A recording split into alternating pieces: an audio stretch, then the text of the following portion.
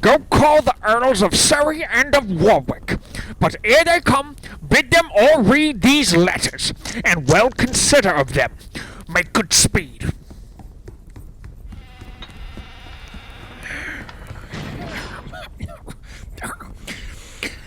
How many thousand of my poorest subjects are at this hour asleep? Oh, sleep. Oh, gentle sleep. Nature's soft nurse, how have I frightened thee, that thou no more wilt weigh my eyelids down and steep my senses in forgetfulness? Why rather sleep liest thou in smoky cribs, upon uneasy pallets, stretching thee, and hushed with buzzing night flies to thy slumber, than in the perfumed chambers of the great under the canopies of costly state, and lulled with sound of sweetest melody. O thou dull god, why liest thou with the vile and loathsome beds, and leavest the kingly couch a watch case or a common larum bell?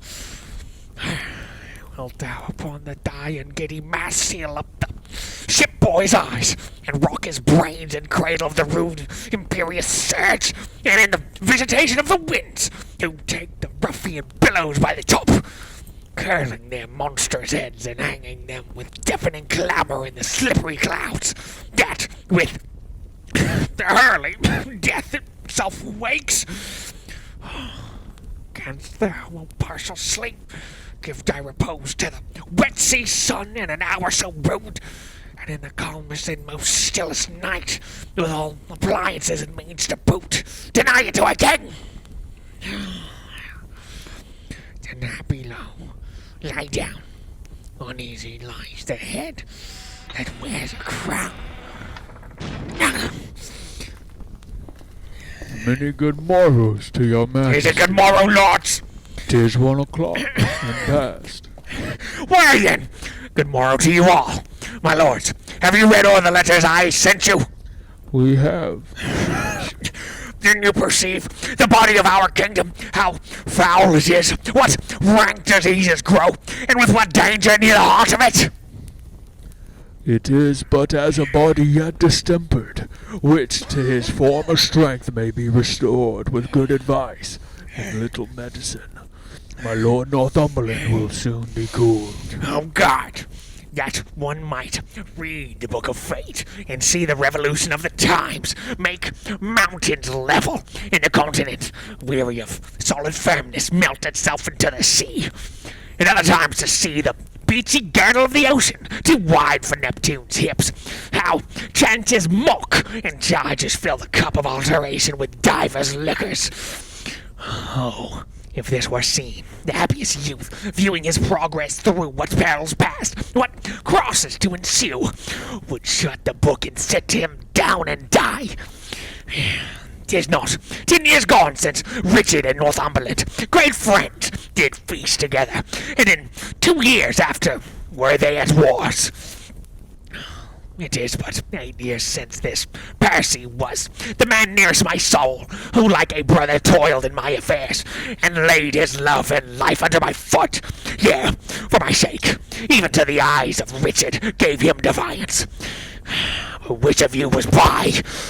You, cousin Neville, as I may remember, when Richard, with his eye brimful of tears, checked and rated by Northumberland, did speak these words now proved a prophecy. Northumberland, thou ladder by the which my cousin Bolingbroke ascends my throne. Though then, God knows, I had no such intent, but that necessity so bowed the state that I and greatness were compelled to kiss. The time shall come, thus did he follow it. The time will come, that foul sin gathering head shall break into corruption. So went on, foretelling the same time's condition and the division of our amity.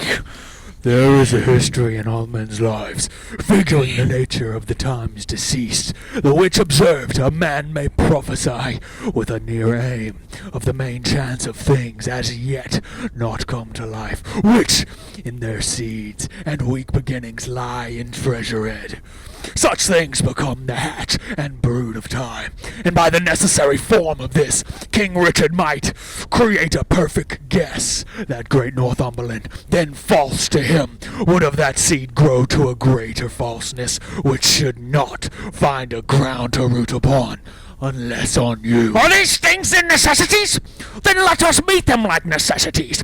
And that same word even now cries out on us. They say the bishop in Northumberland are 50,000 strong. It cannot be, my lord. Rumor doth double, like the voice and echo, the numbers of the feared. Please at your grace to go to bed. Upon my soul, my lord, the powers that you already have sent forth shall bring this prize in very easily. To comfort you the more, I have received a certain instance that Glendower is dead. Your majesty hath been this fortnight ill, and these unseasoned hours perforce must add unto your sickness. I will take your counsel. And were these inward wars once out of hand, we would, dear lords, unto the Holy Land.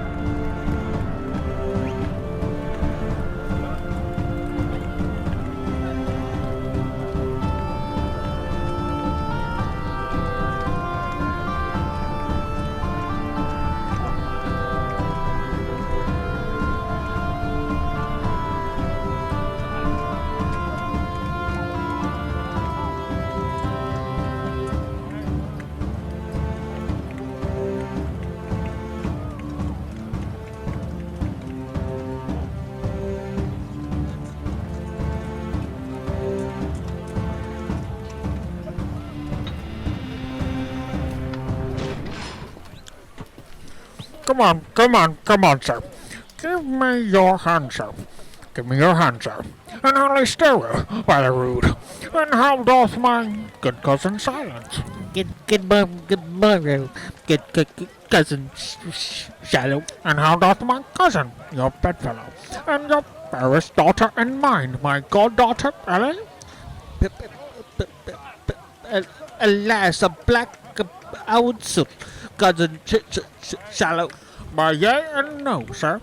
I dare say my cousin William is become a good scholar. He is at Oxford still, is he not? It indeed, sir, to my cost. I must then to the Inns of Court shortly. I was once at Clementson, where I think they will talk of Bad Shallow yet. You were called Lusty Shallow, then, cousin?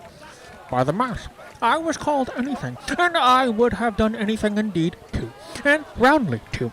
There was I, and little John Doit of Staffordshire, and Black George Barnes, and Francis Bickbone, and Will Squeal, a Cotswold man.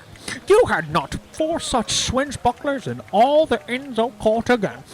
And I may say, too, we knew where the Bonarobas were, and had the best of them at all commandment.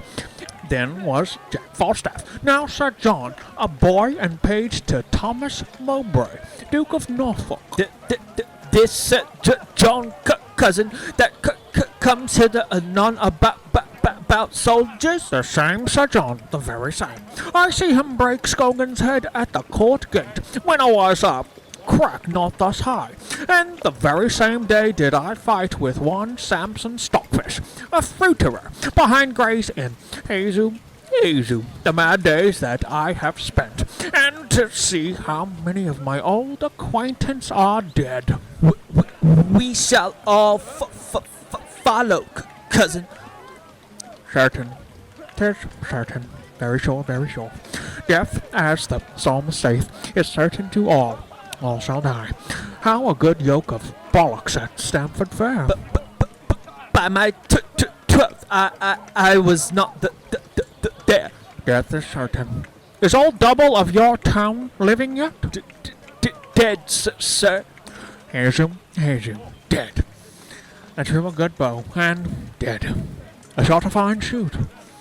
John o' Gaunt loved him well, and bet her much money on his head. Dead. I would have clapped in the clout at 12 score, and carried you 4 hands after 14 and 14 and a half. That it would have done a man's heart good to see. How a score of yous now? Thereafter, as they be, a score of good use may be worth 10 pounds. And is old Double dead? Here come two of Sir John Falstaff's men, as I think. Good morrow, honest gentleman. I beseech you, which is Justice Shallow? I am Robert Shallow, sir, a poor esquire of this county, and one of the king's justices of the peace. What is your good pleasure with me? My captain, sir, commends him to you. My captain, Sir John Falstaff, a tall gentleman by heaven, and a most gallant leader. He greets me well, sir. I knew him a good backsword man. How doth the good knight? May I ask how my lady his wife doth? Sir, pardon.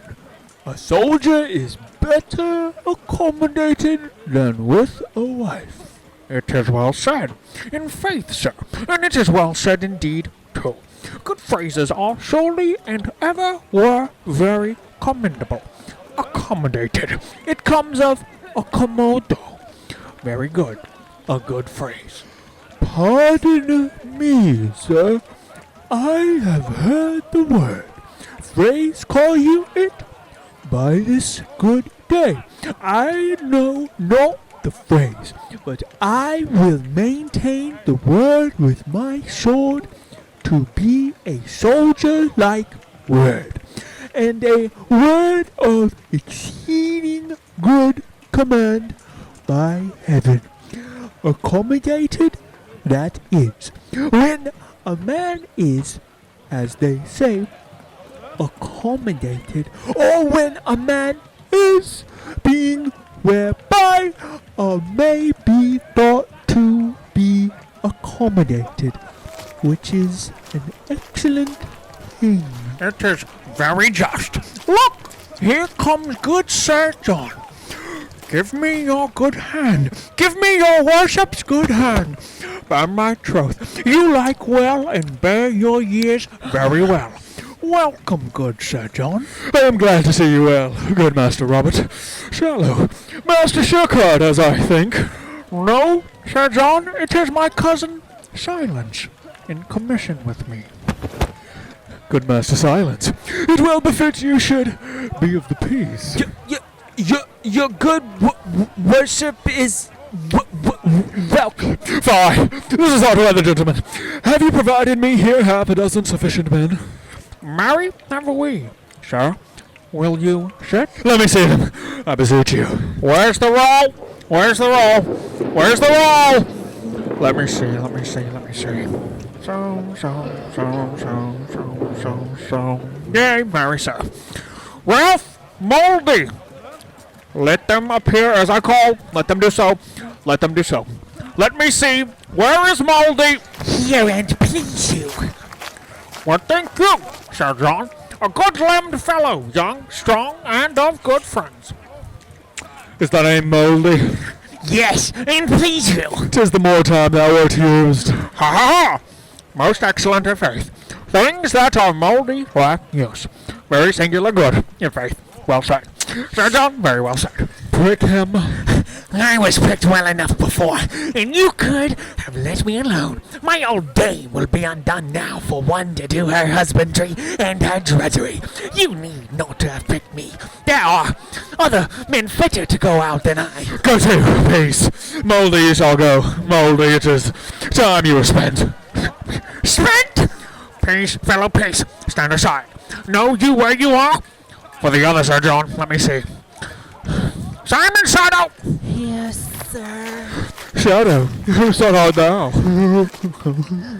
My mother's son, sir. Thy mother's son, like enough, and thy father's shadow. So the son of the female is the shadow of the male. It is often so indeed, but much of the father's substance. Do you like him, Sir John? Shadow will serve for some. Prick him, for we have a number of shadows to fill up the muster book. Thomas What? Where is he? Yes, sir. Is thy name Wart? Yes, sir. Thou art a very ragged Wart. Shall I pick him down, Sir John? It were superfluous, for his apparel is built upon his back, and the whole frame stands upon pins. Prick him no more. You can do it, sir. You can do it. I commend you well. Francis, Feeble, Yes, sir. what trade art thou, Feeble? A woman's tailor, sir. Shall I pick him, sir? You may, but if he had been a man's tailor, he'd have pricked you. Wilt thou make as many holes in an enemy's battle as thou hast done in a woman's petticoat? I will do my good will, sir. You can have no more. Well said, good woman's tailor. Well said, courageous Feeble. Thou wilt be as valiant as the wrathful dove, or most magnanimous mouse. Prick the woman's tailor well, Master Shallow. Deep, Master Shallow. I would Wart might have gone, sir. I would thou wert a man's tailor, that thou mightest mend him and make him fit to go. I cannot put him to a private soldier. That is the leader of so many thousands. Let that suffice, most forcible Feeble. It shall suffice, sir. I am bound to thee, Reverend Feeble. Who is next? Peter Bullcalf, over the green. Yea, Mary. Let's see Bullcalf. Yes, sir. For God, the likely fellow.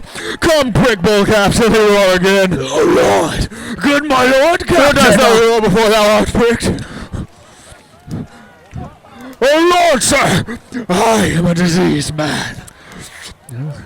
What disease hast thou? A hoarse and cold, sir. A cough, sir, which I caught with ringing in the king's affairs upon his coronation day, sir. Come, thou shalt go to the wars in a gown. We will have a way with thy cold, and I will take such order that thy friends shall ring for thee. Is here all? There is two more cold than your number. You must have but four here, sir. And so, I pray you, go in with me to dinner. Come, I will go drink with you, but I cannot tarry dinner. I am glad to see you by my troth, Master Shallow. Oh, Sir John, do you remember since we lay all night in the windmill in St. George's Field? No more of that, good Master Shallow. No more of that. Huh? 'Twas a merry night. And is Jane Nightwick alive? She lives, Master Shallow. They never could away with me. Never, never. She would always say she could not abide, Master Shallow. By the mass, I could anger her to the heart. She was then a bona roba. Doth she hold her own well? Old, Master Shallow. Nay, she must be old. She cannot choose but be old. Certain she's old, and had Robin Nightwork by old Nightwork before I came to Clement's End. That's 55 year ago. Ha! Cousin Silence, thou hast seen that this night and I have seen. Ha! Sir John, said I well. We have heard the chimes at midnight, Master Shallow. That we have, that we have, that we have. In faith, Sir John, we have. Our watchword was, "Hem, boys!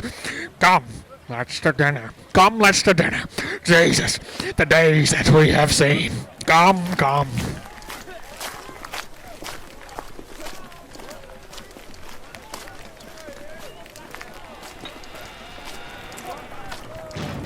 Good Master Corporate Barnoff!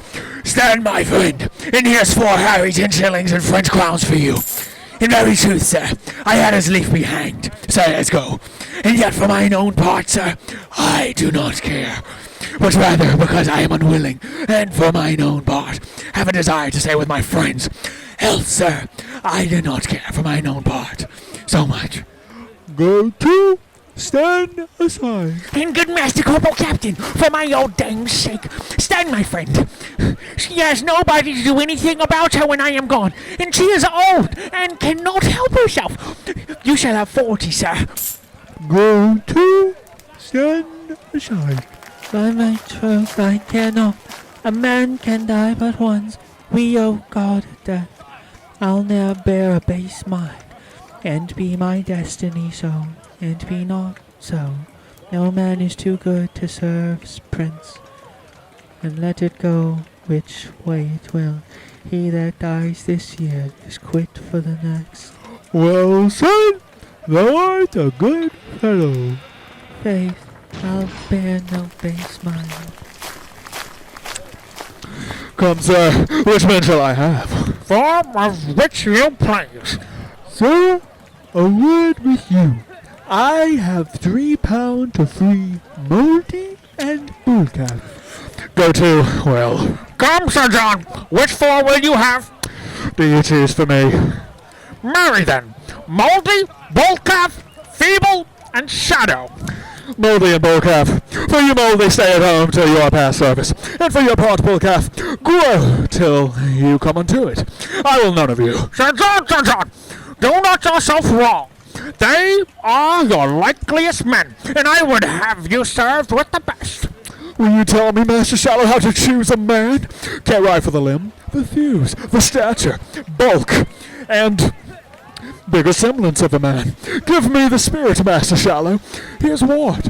You see what a ragged appearance it is. I shall charge you and discharge you with the motion of a pewterer's hammer.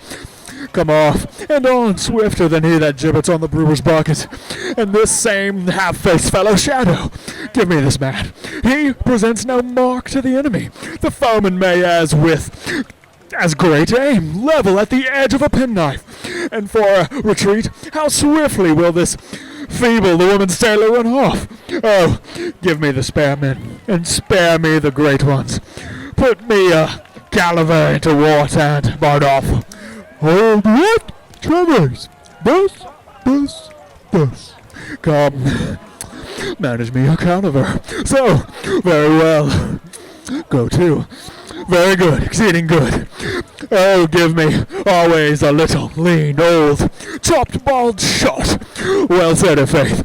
What? Thou art a good scab. Old, there's a tester for thee. He is not his craft's master. He doth not do it. Right. I remember at Mile End Green, when I lay at Clement's Inn. I was then Sir Diagon in Arthur's show.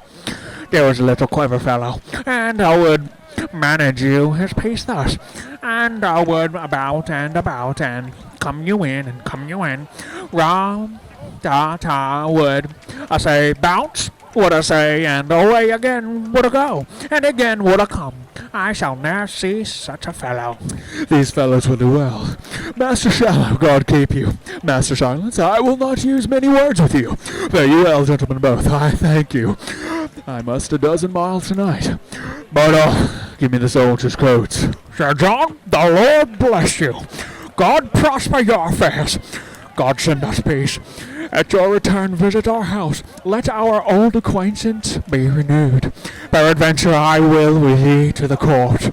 For God would you would, Master Shallow. Go to, I have spoken at a word. God keep you. Fare you well, gentle gentlemen. On, Bardolph. Lead the men away. As I return, I will fetch off these justices. I do see the bottom of Justice Shallow. Lord, how subject we old men are to this vice of flying. This same starved justice hath done nothing but pray to me of the wildness of his youth, and the feats he hath done about Turnbull Street, and every third word a lie. Dearer pray to the hearer than the Turk's tribute. I do remember him at Clement's Inn, like a man made after supper of a cheese paring.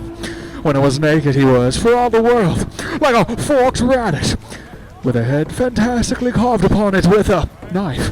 I was so forlorn that his dimensions to any thick sight were invincible. I was the very genius of famine, yet lecherous as a monkey, and the whores called him Mandrake.